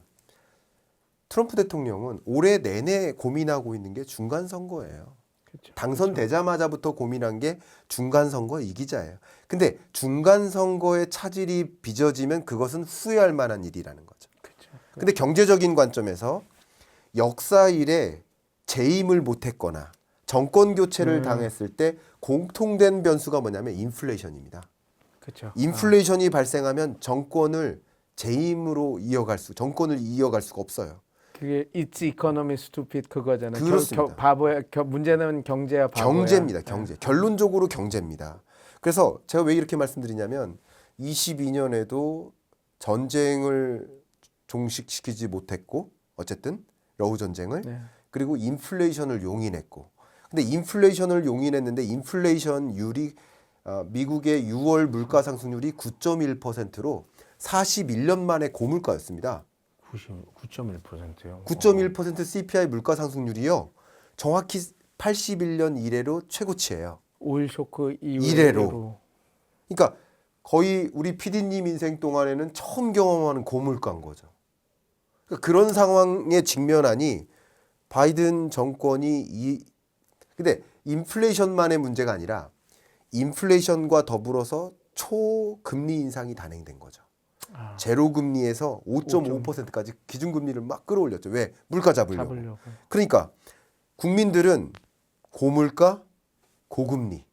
고물가만 해도 실제 소득이 줄어요. 실질 소득이 줄어요. 그렇죠. 근데 이자 상환 부담이 커지죠. 그렇죠. 금리가 올라가. 그러니까 경제가 엉망이 됩니다.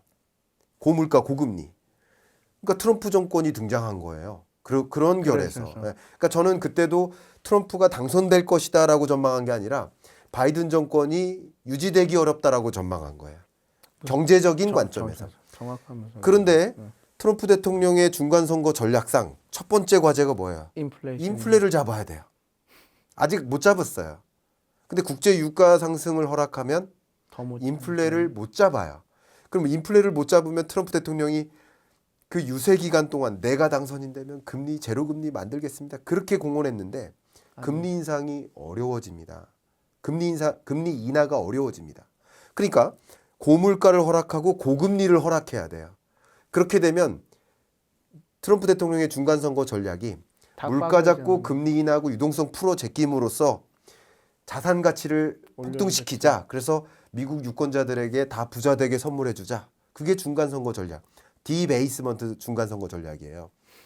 근데 이게 차질이 빚어진 거죠. 전쟁이 장기. 그리고 또 한 가지 굉장히 재밌는 게 그런 전략하에 중요한 하나의 교두보적 역할을 하는 정치적 이벤트가 미중 정상회담이었던 겁니다. 우리 경제학에서는요. 물가가 중요한 게 아니라 물가 상승률이 중요한데 물가 상승률 때문에 금리 결정이 뒤따르고 그게 자본시장을 결정짓는데 자 물가 상승률이라는 이 통계적인 관점에서 보면 25년에는 중국산 생필품이 안 들어오다가 26년에 중국산 생필품이 들어오면 전년 동월 대비 물가 상승률은 많이 안정화될 수 있어요. 대두나 뭔지 알겠습니다. 중국산 생필품을 막 들어오면 그리고 관세를 적용하다 관세를 낮추면. 네. 그러니까 물가 상승률을 잡을 수 있고 26년 중반부터 이제 차곡차곡 금리 인하하고 유동성 공급하고 계속 좋은 모습들을 보여줄 수 있겠네. 11월 달까지 쭉 이렇게 그래야만 했던 겁니다. 코인 가격도 올려놓고. 근데 전쟁이 의외로 장기화되니까 트럼프 대통령으로서는 경제적인 실익은 있어요. 이 석유 그런 있겠죠. 게 있겠죠. 그렇지만 물가는 중간 선거 전략이 차질이 있으니까 경제적인 실익이 중요할까요? 중간 선거가 중요할까요? 정치. 중간 선거가 제일 중요하죠. 그런 관점에서도 트럼프가 이렇게 장기화되는 것을 원하지는 않았다. 이렇게 판단을 합니다. 혹시 이건 경제적인 관점에서 분석한 건데? 아닙니다. 이게 진짜로 그러니까 얘기를 들어보면 트럼프 대통령이 왜 저렇게 조급해하냐라는 게 다 종합이 되는 것 같습니다. 그러니까 이제 이 전쟁을 그러니까 유인은 확실히 이란 측도 그렇고 미국 트럼프 행정부도 그렇고 전쟁을 오래 끌 유인은 없는 상태. 그리고 그런 게 약화된 상태인데 그또 아까 전에 말씀드린 것처럼 전쟁이라는 것 자체가 레셔널한 그러니까 합리성을 바탕으로 벌어지는 일들이 아니기 때문에 아니죠. 예. 이게 어떻게 될지 장기가 될지 이런 거는 참 근데 저는 아직까지도 그래도 우리 트럼프 대통령이 말한 9월 이렇게까지는 아니고 지금 어찌됐건 1주 여기는 총공세를 한다고 했으니 이 다음에 한 2, 3주 안에 어떻게 마무리가 되지 않을까라고 하는 조심스럽게 그렇게 전망을 해봅니다. 네. 저희가 뭐 어떤 한 분의 그 근거들을 조합해보는 과정인 것이지 딱 그 결론만 추종하자 이런 입장은 저희가 아니기 때문에 결론은 틀릴 수 있습니다. 저는 그럼요. 왜냐면 그 부분은 저도 늘 얘기하지만 전쟁 이런 거 그 유명한 말이 있지 않습니까? 나도 그 수정볼이 있었으면 크리스탈볼이 있었으면 좋겠다 예측하고 예언하고 근데 그런 것들 그건 어떻게 보면 예측과 분석의 영역이 아니라 그거는 어떤 그 뭐라 그럴까요? 그거는 하나의 그 점치는 수준이니까. 네. 맞습니다. 근데 지금 소장님과 여러 가지 이야기를 했던 것처럼 그 여러 가지 변수들은 그리고 여러 가지 그런 것들은 장기보다는 그렇게 장기로 가기 쉽지 않다. 쉽지만은 않다. 예, 그런 것들이 더 많다. 그렇죠. 그렇게 좀 이해하시면 될 것 예. 같습니다. 그러니까 지금 제가 잠깐 한번 뭐 죄송하지만 정리를 한번 해봐드리면 네네네. 이런 거죠. 양쪽 다 빨리 끝내고 싶은 거죠. 맞습니다. 빨리 네. 끝내고는 싶은데 끝내는 요구사항, 조건이 너무 상충돼서 맞습니다. 지금 이격이 있는 상황이다. 정확히. 이렇게 정리를 먼저 하고 싶습니다. 그러면 거의 이제 토론의 말미니까 네네. 네. 이런 질문을 좀 드려보고 싶습니다. 네. 모주타바에 대한 우리의 어떤 정의를 네네. 비극적 영웅서사 이런 어떤 닉네임을 부여받은 것 같아요. 맞습니다. 타이든 자이든. 네. 자, 이런 부분에 대해서 이게 이제 세습의 정당성을 나름 가져다 준 것이다라고 이제 평가를 맞습니다. 하고는 있는 것 같은데 저도 교수님 어떻게 그렇게 바라보십니까? 제가 처음에 그 얘기를 끊은 당사자 중 하나일 겁니다. 그러세요? 왜냐하면 시아파 하시나 뭐 순니 시아 다 아실 겁니다. 특히 시아는 그런 비극적 영웅 서사를 갖고 있거든요. 그래서 이제 억압을 받는 약속입니다. 거기에 타키야관이라고도 있는데 그게 뭐냐면 자기의 신분을 속이는 걸 정당화합니다. 그러니까 네. 어떻게 되냐면 우리는 순교를 당할지어정 예수 그리스도를 믿는 걸 하고 하는 거를 미덕으로 보는데 이란은 그리고 시아파는 워낙 많은 억압을 받았기 때문에 야 너 순니야 시아라고 했을 때 아니 저는 순니인데요 하고 거짓말을 하더라도 그건 절대 신앙적으로 위배되는 게 아니다라고 하는 관이 있을 정도로 네. 비극 억압의 역사입니다. 시아파는 그 순니 역사에서. 근데 거기에 그 정점이 뭐냐면 순니파의 4대 칼리파 알리라고 하는 네네. 사람이 있어요. 알리. 네. 근데 그 알리는 무함마드의 막내딸과 결혼을 했을 뿐더러 그 무함마드의 외사촌입니다. 그러니까 그 무함마드는 누구냐면 우리 다 아실 겁니다. 그 쿠란을 한 그 이슬람의 창시자 아닙니까? 네. 창시자의 외사촌이며 창시자가 가장 사랑하는 막내딸과 결혼한 이 사람이 우리한테는 지도자라고 하고 그 알리의 후손이 적통이다라고 믿는 사람들이 시아파입니다. 그래서 원래 시아 알리입니다. 시아는 숭배한다라는 건데 시아 알리. 그래서 알리를 숭배하는 자, 순니는 이제 그럼 전통을 따르는 자에서 투표를 통해서 이렇게 하는 건데 근데 시아파인데 당연히 이 시아파에 대해서 순니들은 눈에 가시였겠죠. 그래서 그렇죠. 시아파 알리의 그 아들 후세인이 있는데 이 후세인을 이라크의 바스라라고 하는 곳에서 우리 도시로 와라. 우리 도시에서 우리가 영주로 모시고 하겠다고 가는 과정에서 카르발라에서 순니파에 보낸 군대에 의해서 전 가족이 몰살을 당합니다. 그걸 카르발라 참극이라고 하거든요. 네. 그래서 지금 이란에서는 아슈라 축제라는 게 있는데 그 카르발라를 기억하면서 우리가 우리 그 지도자를 못 지켜줬다 해가지고 막 자기 몸에 칼을 대서 피를 내고 채찍질을 하면서 그 옛날에 그 뭐라 그럴까요 중세 사원의 그 신부님들이 이제 예수 그리스도의 십자가의 고통을 느낀다고 자기를 때리고 막 그렇게 하는 비슷한 것들이 이루어지거든요. 그러니까 지금 말씀드린 대로 그 비극 서사가 어떻게 보면 그리고 억압받았던 서사가 시아파 내에는 하나의 그 정체성으로 있는데 모스타바가 이번에 아버지, 부인, 딸, 아들, 그러니까 자식, 형제 다 죽지 않았습니까? 그리고 그럼 이제 어떻게 보면 모스타바라고 하는 사람은 여러 가지 평이 나오지만 샌님이다, 뭐 게이스럽다, 아니면 뭐 그런 리더십이 없다, 아버지도 얘가 되길 원하지 않았다, 그런 모든 게 있어서 불과 1년 전만 해도 모스타바가 최고 지도자가 될 거라고 살짝 이야기했던 전문가는 단 하나도 없었습니다. 네, 이거는 네. 거기다가 혁명 서사에도 반하는 거거든요. 왜냐하면 이들의 혁명은 왕정이 잘못됐고 신앙적이지도 않다라고 해서 혁명을 했는데 최고 지도자직을 그렇죠. 세습을 한다? 다 모든 게 안 맞아서 모스타바가 단 한 번도 올라온 적이 없습니다. 그래서 실제로도 모스타바가 56세인데 단 한 번도 공식 직책을 받고 일해본 적이 없습니다. 그렇죠. 그게 그런 인물이었는데 네.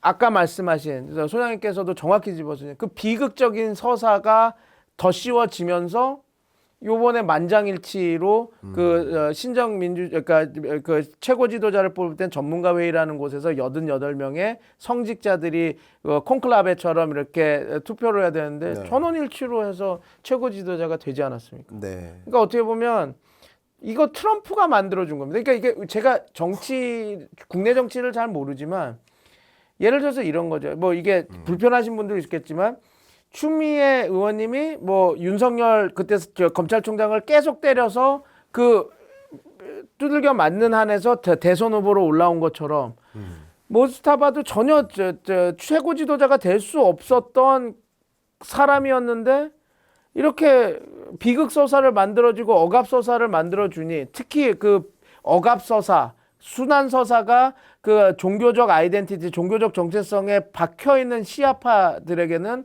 하나의 최고 지도자를 갈 수 있는 그 큰 길을 닦아주게 된 거죠.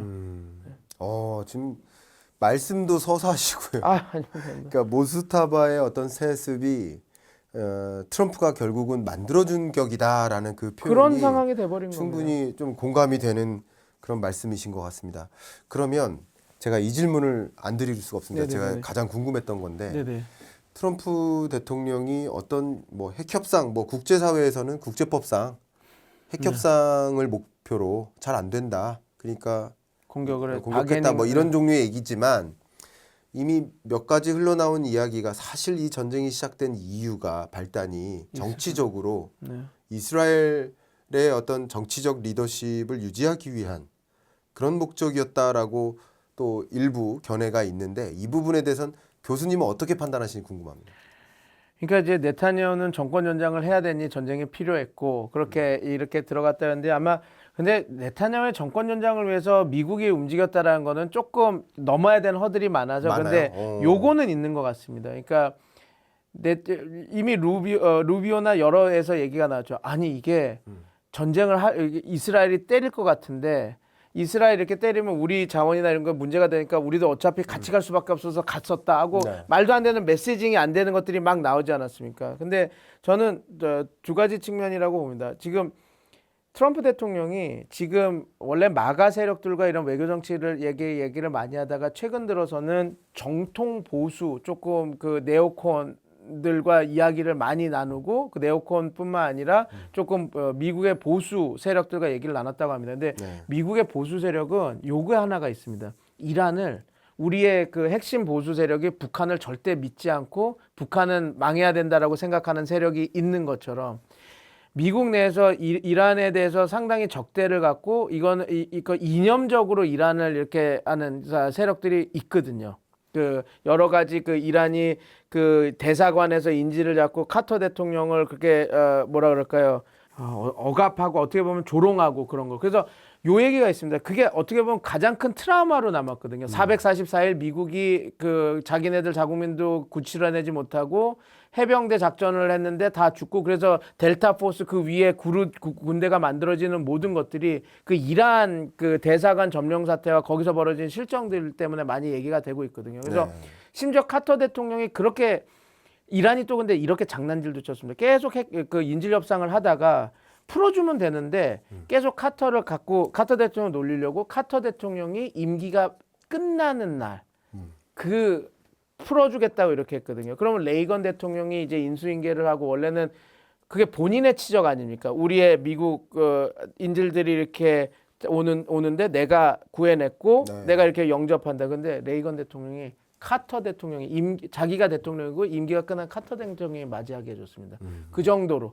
근데 그게 뭐냐면 그 정도로 이란이 미국을 갖고 논 거가 되고 그거에 대해서 분노한 레이건조차도 이건 내치적으로 하지 말고 이러면 뭐 나한테는 좋겠지만 내 지지율에는 좋겠지만 그거가 우리 미국 국익에는 별로 좋은 게 아니다. 그러니까 이건 카터 대통령이 끝까지 이렇게 인내하고 했던 걸로 하는 게 낫다고 카터 대통령이 영접하게 했거든요. 그 정도로 그러니까 그 보수파 핵심에 대해서는 이란에 대해서 엄청나게 불신하고 분노가 왔어요. 그러니까 요번에도 이런 얘기가 더 많습니다. 이스라엘이 요번에 참수 작전을 할 수 있고 한 방에 일망타진으로 한 48명 그 최고 지도부를 한꺼번에 날릴 수 있을 기회가 있다. 라고 정보가 갖고 이렇게 하니 그 핵심 세력들 입장에서 그래 이거가 참수 작전을 통해서 베네수엘라 모델처럼 안 될 수도 있지만 그래도 이때가 아니면 이 정도의 절호의 기회가 없을 것 같다. 한번 밀어보자라고 했고 그 트럼프 대통령은 그 정도까지 이해를 한 거는 아닌데 이제 그 참모들이 이렇게 딱 얘기를 하니까 됐다라고 하는 게 또 하나의 이야기들로 많이 회자되고 있습니다. 그래서 저도 이것도 하나의 아니기 때문에 이거다 하고 제가 방송에서는 이거 제가 이렇게 얘기하기가 쉽지 않아서도 확인되기 전까지 얘기를 못해서 안 하고 있는 부분이긴 한데 그 이스라엘의 그 네타냐후가 자기가 총리직을 더 연장해야 되기 연장하려고. 때문에 이렇게 했다라는 거는 이스라엘 만능설이거든요. 네타냐후 만능설이고 지금 왜냐면 이 미국 핵심 지도부에서도 요번에도 안보보좌관이 그만두고 마가 세력에서는 네. 이스라엘을 그렇게 좋아하지 않는 세력들이 더 많습니다. 어. 왜냐하면 여태까지 우리가 이스라엘 때문에 이런 죄송합니다. 이름이 틀릴 수 있는데 그 예전에 팍스 뉴스 진행했던 메간 켈리도 그렇고 클락슨인가요? 그 남자도 되게 그 이스라엘에서 반감이 있는 그래서 안티세미티즘이냐 이렇게 얘기를 듣는 정도의 사람들이 마가에 많거든요. 네. 그렇기 때문에 그냥 네타냐후의 임기를 더 연장해주기 위해서 이렇게 했다라는 거는 조금 음모론이 이렇게 음모론이고. 가깝고 오히려 미국이 여러 가지 판단에 이게 이익이 되겠다. 우리가 이때 확 밀어보고 그리고 또 요것도 있습니다. 요거는 좀 기정된 사실이고 정보가 있는데 핵 협상을 하지 않았습니까? 근데 네. 이란이 마지막에 되게 트럼프 행정부를 열받게 하는 행동을 한 게 뭐냐면 과거에 그 핵물질을 그러니까 450kg 60% 농축된 450kg 그 핵물질을 희석을 시켜서 뭐 3% 이내로 우리가 희석을 시키겠다라는 걸 얘기는 했었습니다. 네. 근데 원래 오바마 행정부 때는 그런 희석시킨 거를 반출을 했거든요. 빼냈는데 처음에 협상에선 그렇게 하겠다고 이란이 얘기하다가 마지막 판에 아니 희석시킨 거 우리 땅에 갖고 있을래 얘기를 하니까 트럼프 대통령은 이거 협상에서 성공했다 할 수 있는 상황인데 이 새끼들 이렇게 하네 딱 얘기를 하면 죄송합니다. 그러니까 아닙니다. 얘기를 하면서 얘네들 협상 의지가 없구나 판단을 한 겁니다. 그러면 이제 그때 얘기 어떻게 하냐 그러면 협상력을 좀 낮추시죠. 그러니까 단계로 이렇게 가기 위해서는 그래서 얘네들이 그 억지력으로 사용할 수 있는 뭐 방공망이래 그러니까 미사일 그 탄도 미사일이나 드론 거기를 공격하고 호르무즈 해협을 항상 막는 거를 협상 레버러지로 이렇게 하니까 해군을 한번 손을 보고 나서 그래야지 협상이 되겠다라고 하는 안들이 많이 나오니까 그러니까 종합적이었던 것 같습니다. 이 핵 협상이 이란의 능력을 뺏지 않고는 더 진행될 수 없겠다라고 하는 판단 그리고 그 핵심 보수 측 특히 트럼프 대통령이 마가전을 떠나서 지금 핵심 그 안보보좌관으로 얘기를 듣고 있다는 그 사람들이 되게 이란에 대해서 이런 모든 행위나 그런 것들을 쟤네들은 믿으면 안 돼라고 해서 요번에 이스라엘이 준 정보가 그 핵심 애들 50명을 다 날릴 수 있으니까 한번 해보는 거 어떨까라고 하는 그거. 그다음에 마두로 작전이 성공을 한번 하지 않았습니까? 네, 그런 네. 거에 대한 기억. 그러니까 이런 것들이 종합적으로 돼서 이 일이 벌어졌다라고 보는 게 아직 그냥 하나 네타냐후의 그 정권 연장으로 그러면 너무 어떻게 보면 우리가 막 너무 경제 전문가시니까 잘 알겠지만 로스차일드 가문이 너무 이게 너무 그 세서 로스차일드가 그러니까 그 유대인들이기 때문에 이걸 잡고 있다라고 하는 게 말도 안 되는 얘기인 거는 알고 계시지 않습니까? 네. 그러니까 그 정도 수준이라서 물론 개연성은 있지만 네. 그게 무슨 그 상관관계를 만드는 거는 아니라서 제가 그 네타냐후설보다는 지금 말하는 이런 여러 가지 요소들이 종합적으로 이렇게 돼서 네. 트럼프 대통령이 그린라이트를 주고 했다. 근데 문제는 그 군부대에서는 다 반대한 작전이었다. 왜냐하면 지상군 파견과 이렇게 되지 않으면 이런 작전은 안 된다라는 걸 이미 말을 했는데 그리고 그 요격탄들이 부재하기 때문에 우리가 이렇게 4, 5일 정도밖에 못할 것 같습니다라고 얘기를 했는데도 트럼프 대통령이 아마 아실 겁니다. 펜타곤에서 입장에서 어떤 장군이 이거 4, 5일밖에 못할 것 같습니다. 했더니 트럼프 대통령이 이건 내가 결정한다. 입다도 하니까 미국은 그건 있거든요. 그 상명하복이 딱 돼 있는 군대이기 때문에 대통령이 하면 딱 하는 게 있기 때문에 그렇게 이렇게 진행된 거다라고 보시면 될 것 같아요. 근데 왜 네. 4, 5일이라고 얘기를 했냐면 그게 있습니다. 미국은 요격탄을 그냥 단순히 여기만 쓰는 게 아니거든요. 아까 말한 대로 우크라이나 전쟁에도 써야 되고 그다음에 자기네들 자국 괌이나 이런 보호도 써야 되고 중국 얘기를 하셨는데 요격탄이 많이 소진됐구나. 사드 미사일이 달리는구나 그러면 중국은 어떻게 보겠습니까? 내가 이 대만 해협에서 조금 놀아도 얘네들이 쓸 수 있는 게 많지 않겠네. 이걸 전략적 판단을 하기 때문에 미국 그 장성들은 세계 경영을 하고 세계 전략을 짜는 거니까 요격탄을 안정적으로 다른 전장에서 영향을 안 바꾸고 우리가 여기서 작전할 수 있는 건 4, 5일입니다라고 얘기했는데 지금 우리가 하는 것처럼 2주, 3주 늘어졌고 그러면 결국은 물량이 달리고 있다. 그렇게 보시는 게 맞을 것 같습니다. 그러니까 그래서 요는 그렇습니다. 왜 전쟁을 했냐?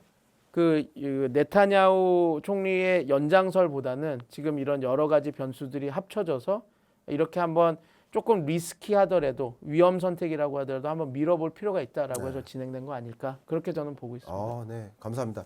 저는 거의 교수님 말씀 속에 그 이유들이 다 숨어 있는 것 같은데 어쨌든 미국 측에 여러 가지 입장이 있었는데 네, 마침 이스라엘도 그런 입장이 있었던 거죠. 네, 맞습니다. 딱 맞아떨어진 맞아진 거죠. 거죠. 예, 그래서 맞습니다. 이게 오로지 이유만은 아니다라는 네. 판단도 해볼 수가 있지 않을까. 뭐 이런 여러 가지 생각을 해봅니다. 네. 말씀 정말 감사하고요. 이제 어느덧 뭐 토론을 이제 마무리할 네, 시간이 네, 네. 됐습니다만 네. 저희 구독자님들께 이런 말씀 해주시면 좋을 것 같아요. 네. 저는 이렇게 중동 정치학자이시고 중동을 케이스로 연구를 많이 하신 네.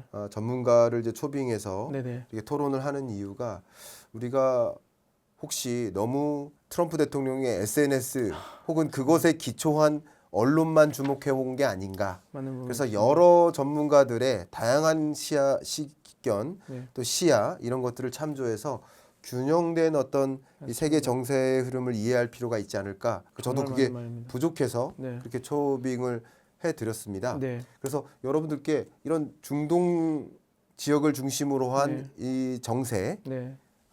이런 것을 어떤 관점으로 보시면 좋겠다는 의견을 주신다면요. 너무 지금 소장님께서 잘 정리를 해주셔서 거기에 제가 딱 하나만 더 네. 덧붙이겠습니다. 저도 중동 지역을 공부를 했고 그리고 영미권에서 공부를 했기 때문에 한계가 있긴 하겠지만 중동 지역의 잘못된 점 그리고 모자란 점 그리고 좀 독재 체제 그리고 그런 권위주의 체제가 갖고 있는 문제점들을 너무나 잘 많이 압니다. 근데 제가 느끼는 것은 그 체제를 갖고 있고 유지가 된다고 한다 하더라도 자기네들의 그 생존 전략들을 다 갖고 있는 어느 정도 단단한 행위자들입니다. 근데 우리가 보통 이렇게 그 중동이나 이란을 이렇게 분석을 할 때 외신의 영향도 있고 트럼프 대통령의 좀 약간 적을 깔보는 얘기를 하는 사람들의 얘기를 듣다 보니까 될 수는 있는데 조금 너무 낮게 평가하는 면이 있습니다. 그러니까 우리가 저도 어떤 면을 얘기하면 우리가 중국이나 아니면 북한에 대해서 저도 중국과 북한에 대해서는 강경하게 보는 좀 보수주의 성격이 있는데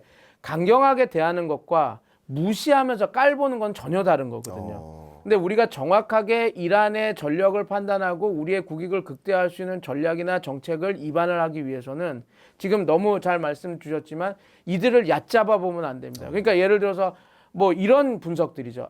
모즈타바가 죽었는데 혁명 수비대와 그러니까 충성 명령을 한 거다. 아니면 모즈타바가 죽었는데 그냥 그 88명의 성직자들이 선출을 해서 이렇게 한 거다. 그거는 정확한 분석이라기보다는 그 이란이라고 하는 체제를 무시하는 거를 넘어서 이해를 하고 싶지도 않고 얘네들은 그런 놈들이야 저런 사기꾼들이야라고 보는 시선입니다. 왜냐하면 이란의 성직자 그 최고 지도자의 88명은 그래도 나름 우리가 이슬람을 무시한다 그래도 자기네들 인생을 걸고 법학자로 가서 다 그랜드 아야톨라 저 직에 오른 사람들입니다. 그러니까 콘클라베에 들어가는 그 추기경들이 그냥 인생 막 산 사람들 아니지 않습니까? 그 사람들이 최고 지도자를 선정하는데 그냥 혁명수비대의 협박에 어울려서 죽은 사람을 알았어 최고 지도자로 선정할게. 그리고 혁명수비대라고 나름대로 사활을 걸고 저기 전쟁터에서 싸운 군인들이 죽은 사람한테 충성 맹세를 하고 한다. 그래서 모즈타바는 죽었는데 저렇게 하고 있는 거다. 그거는 분석이 아닙니다. 그냥 자기가 믿는 것을 그냥 이야기하는 것이죠. 그래서 제가 드리고 싶은 말은 그거에 대한 왜곡이나 이런 무시가 소장님이 말씀하신 우리가 너무 편향된 거에서 봤을까라고 해서 그게 유인이 될 수는 있지만 제가 거기다 덧붙이고 말씀드린 거는 이란에 대해서 판단하시는 거 그리고 독재 체제에서 저도 낮게 보지만 판단하는 건 좋은데 그 낮게 보는 것이 깔봄이 되면 정확한 분석과 정확한 예측은 할 수가 없다. 그 얘기를 조금 덧붙여서 말씀드리고 싶습니다. 소중한 그 공부하는 우리가 중동을 어떻게 봐야 될지에 대한 견해까지 덧붙여주셔서 진심으로 감사하고요. 네. 오늘 경인왕과 토론합시다 출연하셔서 뭐 길게 토론을 좀 하셨는데 네. 출연하신 소감 말씀 끝으로 마무리하겠습니다. 아니 저는 소장님 방송하는 거 보고 많이 경제적인 것도 배우고 오늘 물가 상승률이 어떻고 지금 저도 이란 전문가 아니 저도 경제 전문가에서 수치를 따라가진 않지만 아 지금 이란의 물가가 60% 지금 올랐구나. 그래서 그런 것들도 배우고 그래서 많이 배우고 또 제가 결이 많이 같아서 뭐 이렇게 치열하게 재밌는 토론은 아니었지만 제 생각을 더 굳건히 해주는 그런 여러 가지 근거 자료를 많이 받고 또 공부하는 자리였었습니다. 말씀 과찬이시고요. 저도 오늘 토론을 통해서 참 이 이란을 또 중동 정세를 이 지정학적 불안을 어떻게 이해해야 될지 참 다각도로 볼 수 있는 계기가 돼서 많이 배움이 있었고 우리 독자분들도 참 이 중요한 지정학적인 결 충분히 이해하는데 도움이 되셨을 거라고 생각이 됩니다. 오늘 마무리하도록 하겠습니다. 감사합니다. 감사합니다. 네. 네.